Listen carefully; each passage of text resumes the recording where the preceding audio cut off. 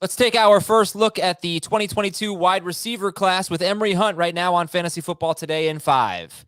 Emory knows these prospects so well. You're going to get great information. He's going to give you his top wide receiver at 4 different receiver positions within the wide receiver position as a whole. But first, we're going to talk about the position here. Last year, Emory, last draft, we had 5 wide receivers go in the first round. We had Chase, Waddle, we had Devontae Smith, Kadarius Toney, and Rashad Bateman.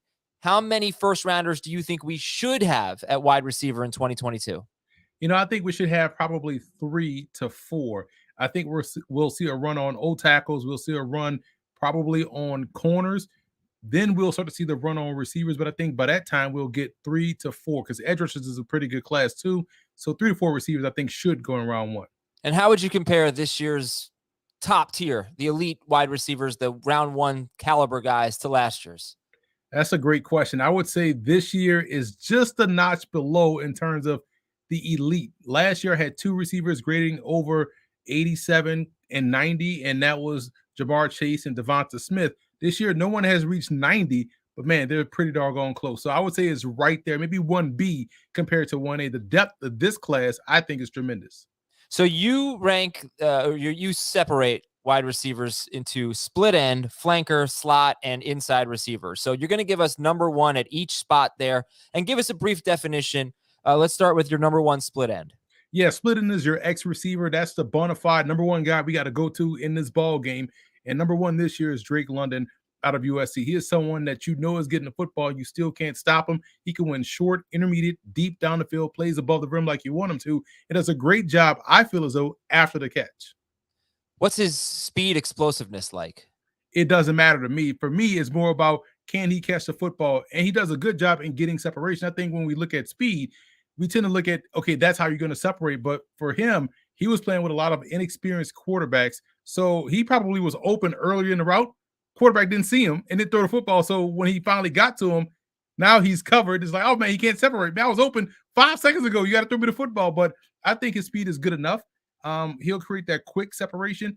In the NFL, when you do that, you're going to get the football right away. And he's 6'4". He's one of the bigger guys, Drake London here. So what do you think? Like Mike Evans, Kenny Galladay, who's his NFL comp? I would say a little bit more Mike Evans than anything because he has the ability to consistently win at all 3 levels. I think Mike Evans wins at the intermediate level really well, and we know what he does inside the red zone and also getting deep down the field. I think that's Drake London's ceiling, in my opinion.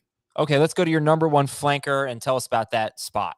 Flanker is more of your athletic guy, a guy that has a little bit more of that speed, that pizzazz. And this year, you have a great one, I believe, in Christian Watson out of North Dakota State. Tremendous ball get off.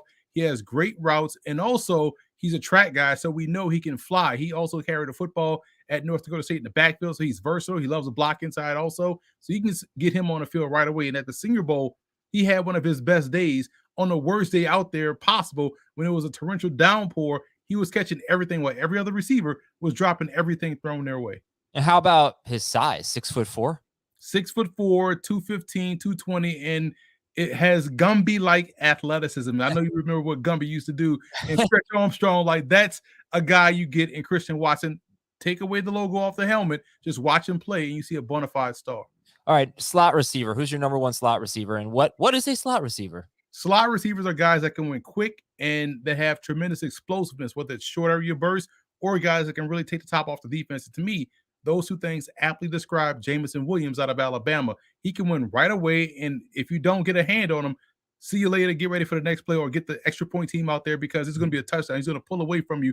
That's the type of speed he has. To me, that's something like what we saw last year in Jalen Waddle in terms of the explosiveness, the raw explosiveness.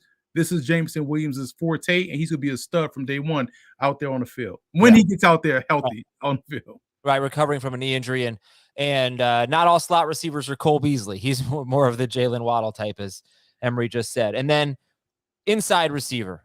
So what's the difference between slot and inside receiver? That's a great question because everyone always asks that, and the inside receiver is a little bit more physical than your traditional slot receiver. So this is a guy that could either be a split end or a flanker, but he's a little bit more physical, I feel as though, than the flanker. So he's more like a split end, but tightly aligned to the line of scrimmage, can also block really well. This year's number 1, Garrett Wilson out of Ohio State. I think he's a little bit more physical at the catch point than people give him credit for. They were shocked at how he's able to outmuscle DBs for the football. And I told him this at the combine when we spoke to him here on CBS Sports HQ. He has the most arrogant hands in the draft class. This dude believes he can catch any pass thrown his way, and 9 times out of 10, he really can.